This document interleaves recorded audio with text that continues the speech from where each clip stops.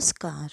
मैं स्नेहा, आपकी दोस्त, एक बार फिर से आप सबका स्वागत करती हूँ आपके अपने चैनल डर का घर में।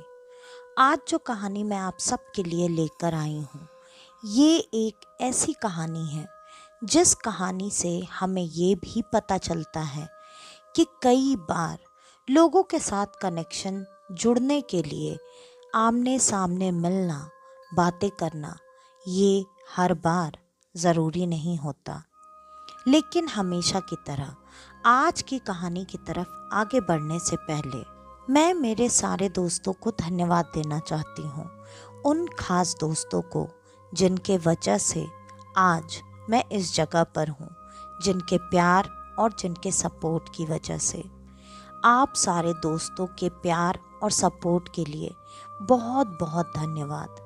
आप सबके इतने सारे प्यार और सपोर्ट को देखकर, महसूस करके हर बार मुझे ऐसा लगता है कि आप सब अपना प्यार इतना ज़्यादा मेरे ऊपर बरसाते हैं कि मुझे इससे इतनी ज़्यादा प्रेरणा मिलती है कि मैं हर बार आपके लिए कुछ और बेहतर, कुछ और अच्छा ला सकूं।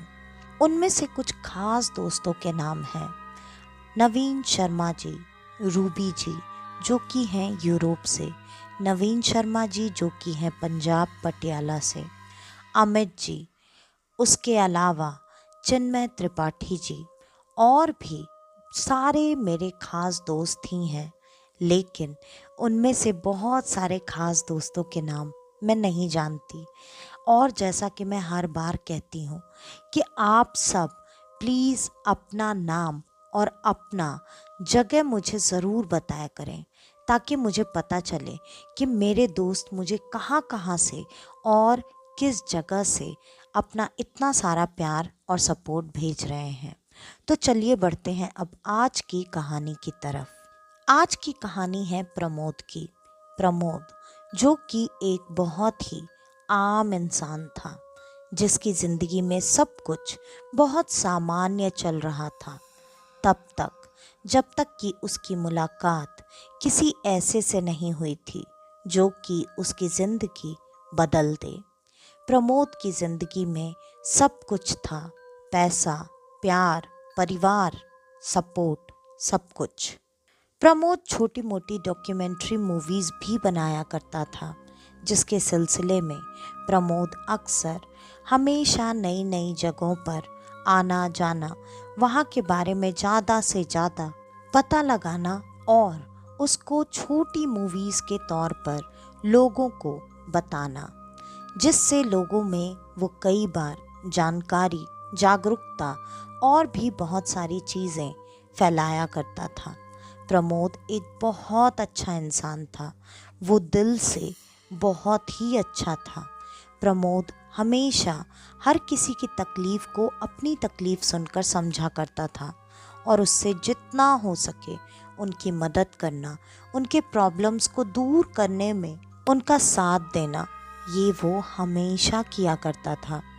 प्रमोद एक बार ऐसे ही अपनी डॉक्यूमेंट्री मूवी बनाने के लिए एक जगह पर पहुंचा, लेकिन वो जगह काफ़ी दूर होने की वजह से प्रमोद को उस जगह पर पहुंचते पहुंचते काफ़ी देर रात हो गई, और उतनी देर रात में लोगों से मिलना और बातें करना और जगह पर घूमना ये उसके लिए पॉसिबल नहीं था, जिसके वजह से उसने वहाँ पर एक होटल रूम देखा और उसने ये सोचा कि वो आज रात यहाँ पर आराम करेगा और फिर अगले दिन सुबह सुबह जल्दी ही उठकर निकलकर उस जगह को अच्छे से घूमेगा और उसके बारे में सारी जानकारी इकट्ठा करेगा।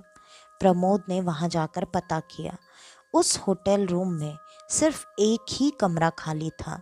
प्रमोद को वो कमरा दे दिया गया और प्रमोद वहाँ पर रुका। लेकिन प्रमोद इतना ज़्यादा थका हुआ था कि खाना खाने और किसी भी चीज़ की उसे सुध ही नहीं रही। उसने सोचा पहले थोड़ा आराम कर लेता हूँ और बाद में उठकर फ्रेश होकर खाना वगैरह खाने जाऊँगा। लेकिन जब वो बिस्तर पर पड़ा, उसे नींद कब आ गई उसे पता ही नहीं चला और वो इतनी गहरी नींद में चला गया कि थोड़ी ही देर में उसे कुछ अजीब सी आवाज़ सुनाई देने लगी।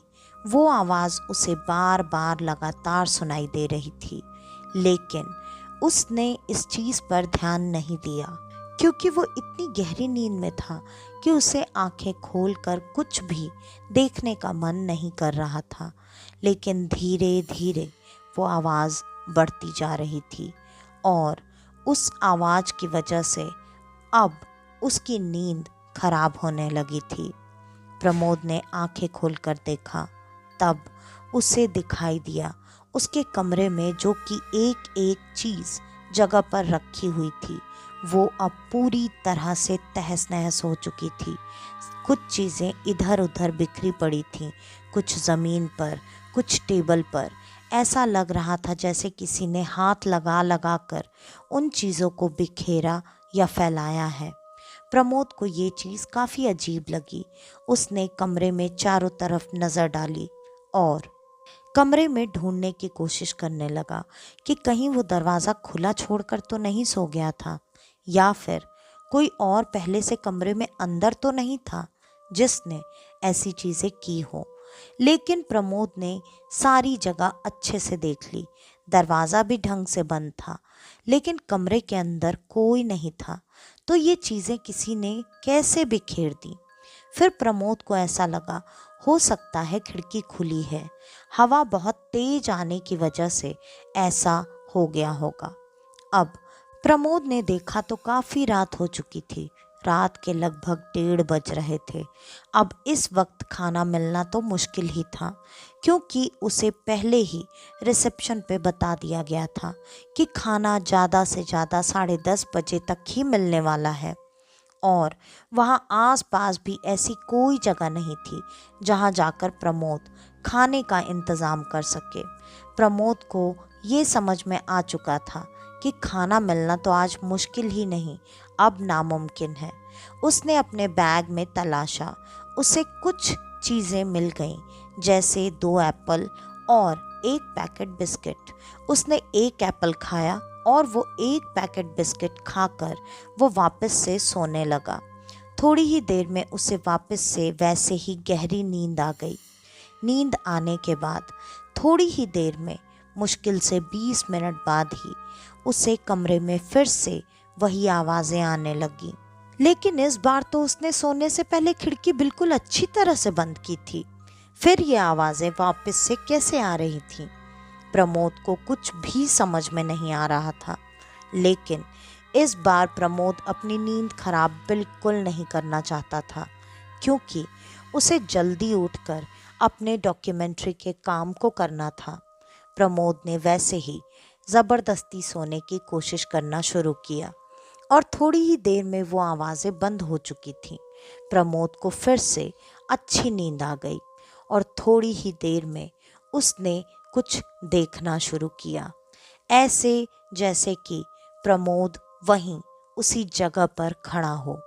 प्रमोद ने देखा एक लड़की चारों तरफ भाग रही है, खुद को बचाने की कोशिश कर रही है और 3-4 लोग मिलकर उसे बार बार बुरी तरीके से मार रहे हैं, बहुत ही बुरी तरीके से। और मार मार कर उस लड़की को उन्होंने मार डाला। ये देखते ही प्रमोद तुरंत उठकर घबरा कर बैठ गया। वो पूरी तरीके से पसीने से लथपथ था। उसने अपने पसीने को पोंछा और कमरे को अच्छी तरह से देखा, लेकिन कमरे में कुछ भी नहीं था। प्रमोद को ये चीज़ काफ़ी अजीब लग रही थी क्योंकि प्रमोद को सपने में वो लड़की इसी कमरे में दिखाई दे रही थी और उसके साथ जो 5-6 लोग थे वो भी इसी कमरे में थे। प्रमोद फिर से एक बार उठकर अपने पूरे कमरे का दौरा करने लगा, लेकिन उसे वापस से उस कमरे में कोई भी नहीं मिला। अब प्रमोद इतना ज़्यादा घबरा चुका था कि प्रमोद को कुछ भी समझ में नहीं आ रहा था। वो सपना कम और सच ज़्यादा लग रहा था। प्रमोद ने इससे पहले उस लड़की को कभी नहीं देखा था। फिर अचानक वो लड़की उसके सपने में क्यों आई। प्रमोद के मन में बहुत सारे सवाल उमड़ रहे थे, लेकिन उसका जवाब देने वाला वहाँ कोई नहीं था।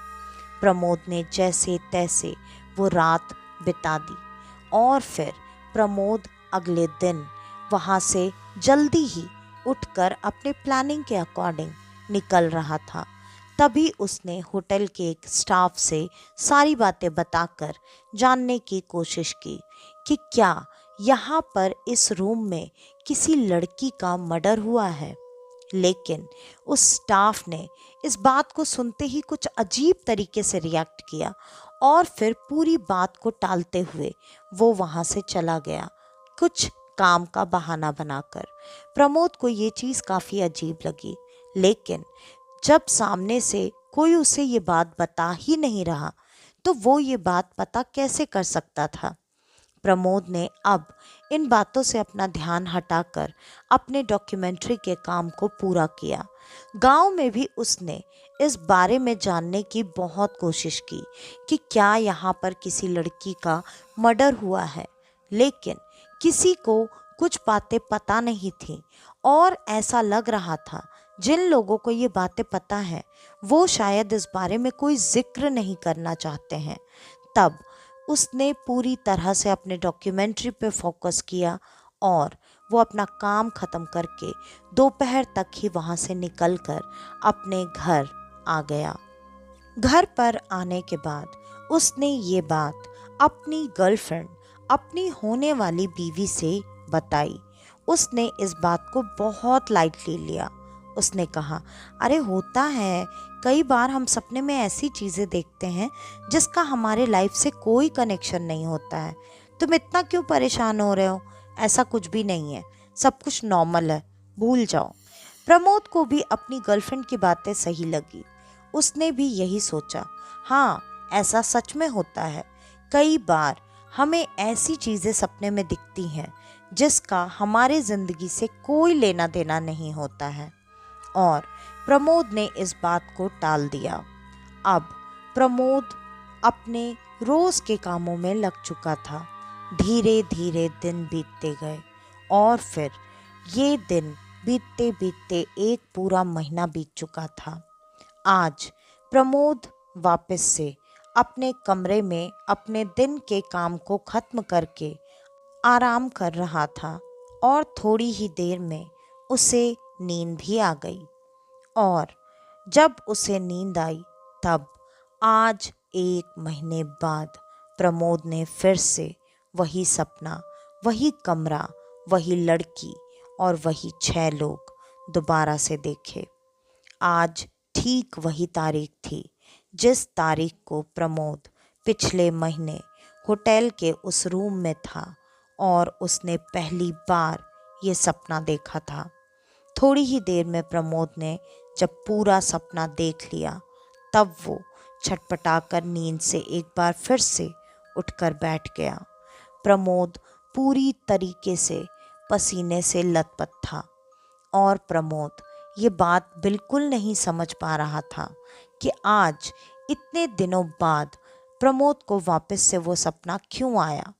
प्रमोद को आज की तारीख ऐसे याद नहीं थी कि वो इस लिंक को जोड़ पाए कि पिछले महीने इसी तारीख को उसने पहली बार ये सपना देखा था।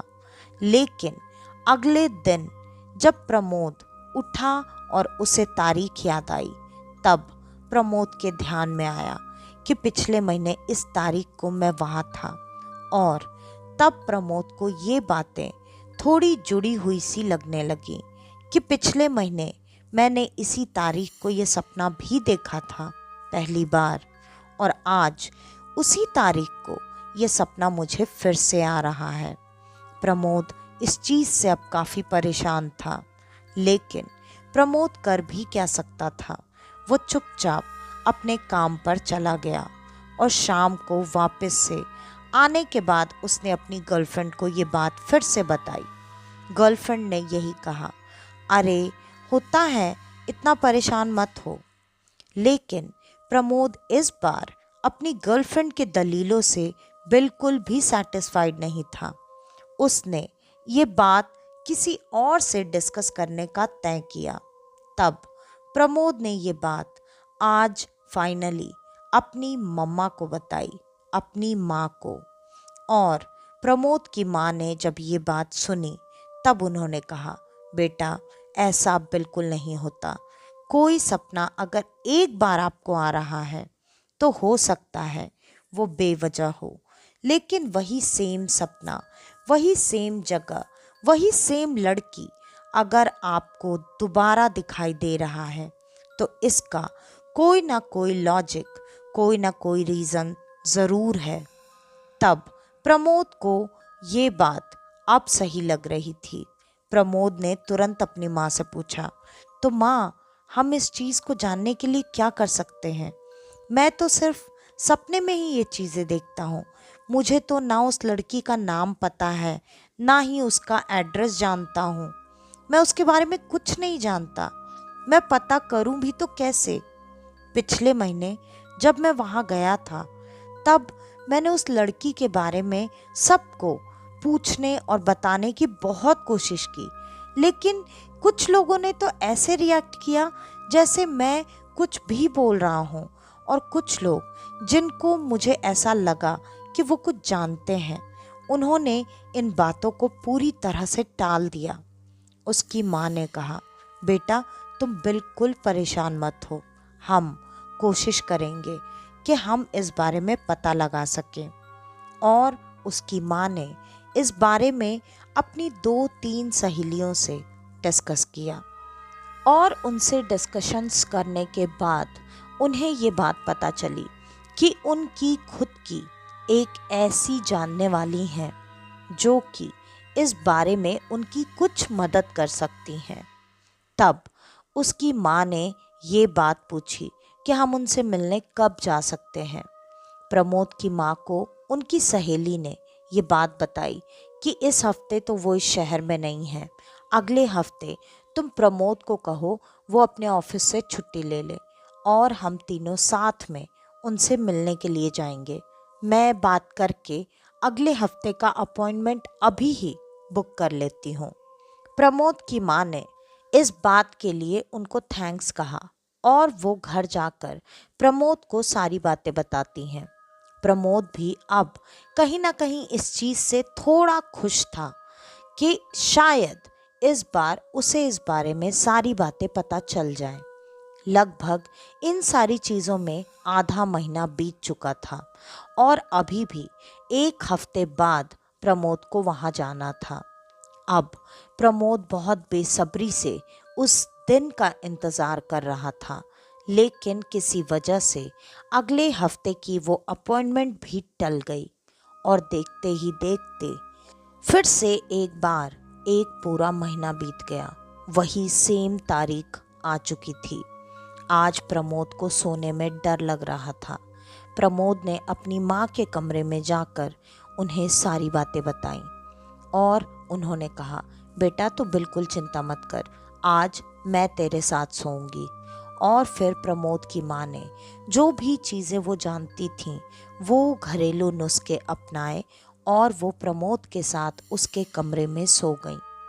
और हर बार की तरह आज भी प्रमोद को ठीक उसी समय पर, ठीक उसी तारीख को वही सपना दिखाई दिया, लेकिन आज प्रमोद को वो लड़की बार बार हाथ हिलाकर अपनी तरफ बुला रही थी और प्रमोद ये देखकर चीखते हुए उठ गया। जब प्रमोद उठा तब उसकी चीख से उसकी माँ की भी नींद खुल गई। प्रमोद ने तुरंत ही सारी बातें बता दी। अब उसकी माँ ने ये तय किया कि हर हाल में उन्हें कल ही किसी के पास जाना ही पड़ेगा और उन्होंने अब अपनी सहेली को सुबह उठते ही फ़ोन किया। सहेली भी इस बात की गंभीरता समझ रही थी। उसने भी तुरंत अपने जानने वाली को फ़ोन लगाया। उन्होंने तुरंत आने के लिए कह दिया। आज वो फ्री थी और ये तीनों एक साथ वहाँ उनसे मिलने के लिए पहुँच चुके थे और प्रमोद ने शुरू से लेकर अभी तक की सारी बातें बता दी। उन्होंने तुरंत ही प्रमोद को अपने सामने आकर बैठने को कहा और प्रमोद उनके सामने आकर बैठा। उन्होंने प्रमोद का हाथ अपने हाथ में लिया और आंखें बंद करके कुछ मंत्रों का उच्चारण करने लगी। उसके बाद उन्होंने ध्यान लगाकर वही चीज़ें महसूस करने की कोशिश की जो प्रमोद लगातार इन महीनों में कर रहा था। और उन्होंने आंखें खोली। आंखें खोलने के बाद उन्होंने कहा, प्रमोद बेटा, वो लड़की तुम्हें नुकसान नहीं पहुंचाना चाहती है और तुमने जो देखा वो कोई सपना नहीं, वो सच्चाई है। वो लड़की तुमसे जुड़ चुकी है।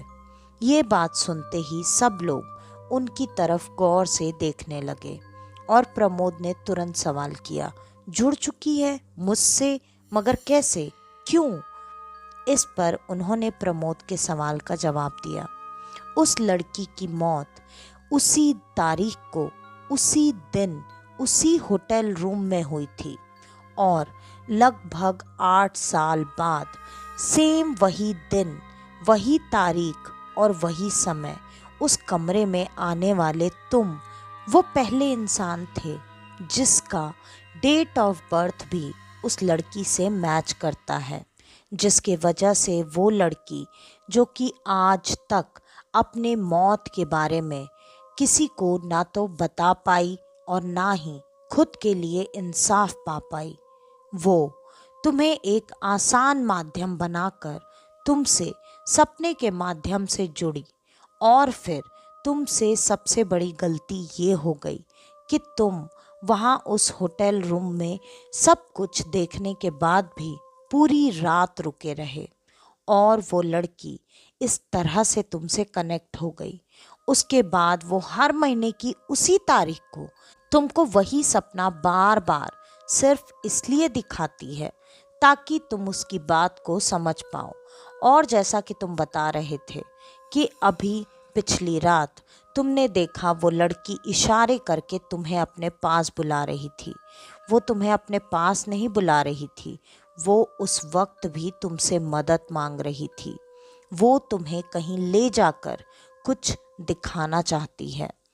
अब प्रमोद को सारी बातें समझ में आ गईं। प्रमोद ने तुरंत कहा, कहीं ले जाकर सारी चीज़ें दिखाना चाहती है, मतलब मैं नहीं समझा।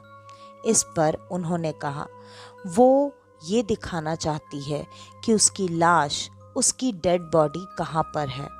अब प्रमोद को उस लड़की से सच में बहुत ज़्यादा हमदर्दी हो रही थी। प्रमोद ने कहा, मैं उसकी मदद करना चाहता हूँ और सच में अगर उसके साथ ऐसा कुछ गलत हुआ है तो मैं चाहता हूँ उसके मुजरिमों को सज़ा मिले। और अगर उसके मौत के बारे में उसके घर वालों को आज तक नहीं पता है तो मैं उन तक ये सच्चाई पहुँचाऊँगा। प्रमोद को ऐसे बोलता देखकर सामने बैठी वो लेडी, वो जो कि इनकी हेल्प कर रही थी, वो मुस्कुराने लगी। उन्होंने कहा, बेटा, ये बात वो पहले से जानती है कि तुम इतने अच्छे इंसान हो कि तुम उसकी मदद ज़रूर करोगे, इसीलिए उसने तुम्हें चुना है। अब प्रमोद ये जानना चाहता था कि वो उसकी मदद कैसे करेगा। इस पर उन्होंने कहा, इसके लिए कुछ नहीं, तुम्हें बस आज रात मेरे कहे मुताबिक चीज़ें करनी पड़ेंगी और फिर तुम सो जाओगे। उसके बाद वो सपने में ही अपनी सारी बातें तुम तक पहुंचा देगी। प्रमोद ने उनसे जो भी चीज़ें जाननी थी वो चीज़ें जानी और उनकी दी हुई चीज़ों को लेकर वो घर पर आ गया। उन्होंने कुछ चीज़ दी थी जिससे प्रमोद रात में नहाकर अपने तकिए के नीचे कुछ अलग चीज़ रखकर और बिस्तर पर कोई एक चीज़ बांधकर उसे सोनी थी। प्रमोद ने बिल्कुल वैसा ही किया जैसा कि उन्होंने बताया था और थोड़ी ही देर में प्रमोद को काफ़ी गहरी नींद आ गई और प्रमोद को सपने में अब वो लड़की बिल्कुल सामने खड़ी दिखाई दे रही थी। वो प्रमोद को वैसे ही हाथों का इशारा करके अपनी तरफ बुला रही थी। प्रमोद उठा और बिना किसी डर के उसके साथ चुपचाप चलता हुआ जहाँ वो लेकर जा रही थी वहाँ तक गया और वो लड़की प्रमोद को वहाँ जहाँ वो उस होटल में पहली बार रुका था, उस होटल के पीछे एक बहुत बड़ा ग्राउंड था, उस ग्राउंड में लेकर गई और उसने एक बड़े से पत्थर के पीछे इशारा किया और वो वहाँ से गायब हो गई। अब प्रमोद की जब सुबह नींद खुली तब उसने ये सारी बातें फ़ोन करके उन लेडी को बता दी और वो थोड़ी ही देर में प्रमोद के पास आ चुकी थी। अब प्रमोद की माँ और वो लेडी तीनों उस जगह के लिए निकल चुके थे। शाम होते होते वो लोग वहाँ पर पहुँच भी चुके थे और शाम होने की वजह से उस जगह पर जाने से प्रमोद और उसकी माँ डर रहे थे।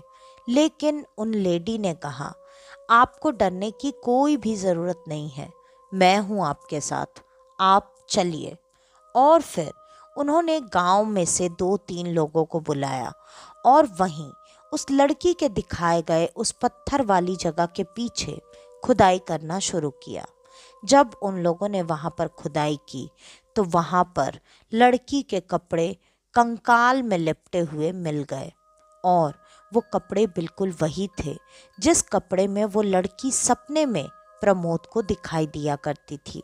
प्रमोद ने तुरंत ही उन कपड़ों को पहचान लिया और फिर उस हड्डियों को, कंकाल को बुलाकर पुलिस के हवाले कर दिया गया और जो भी प्रोसीजर था वो किया गया। उसके बाद लड़की के घर वालों का पता भी लड़की ने वैसे ही सपने के माध्यम से प्रमोद को बताया और उन लोगों के भी बारे में बताया जिन लोगों ने उस लड़की को मारा था। वो कोई और नहीं, लड़की के खुद के चाचा के लड़के थे और उन्होंने उस लड़की को मारकर ऐसे गायब इसलिए कर दिया था क्योंकि वो उस लड़की के पूरे प्रॉपर्टी को हथियाना चाहते थे। ये एक ऐसी ज़मीन जायदाद की लड़ाई थी जिसके बारे में उसके माता पिता और वो लड़की पूरी तरह से अनजान थे। वो लड़की अपने माता पिता की इकलौती संतान थी और उस पूरे जायदाद की इकलौती वारिस।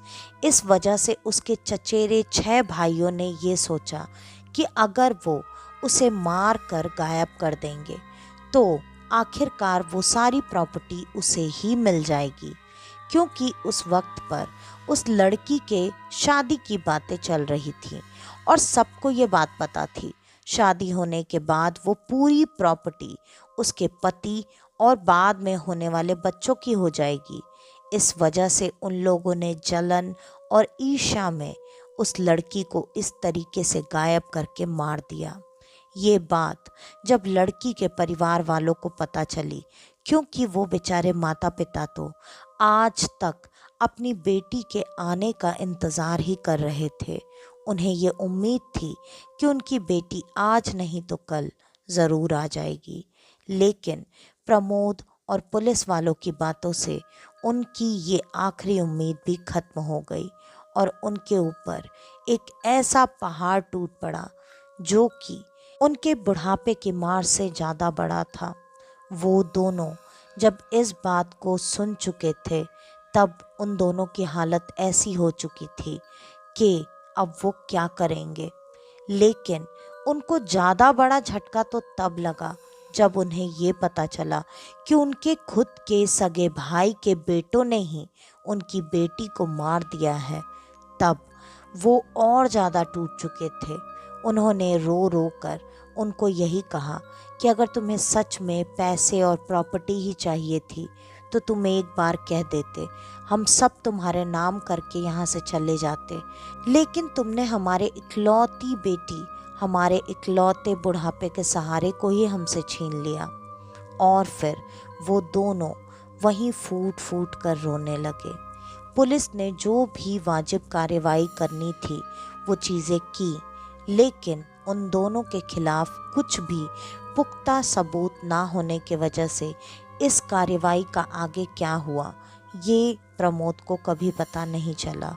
और वो लड़की, उसका सही तरीके से अंतिम संस्कार कराया गया और उसके बाद वो लड़की कभी भी प्रमोद के सपने में दोबारा नहीं आई।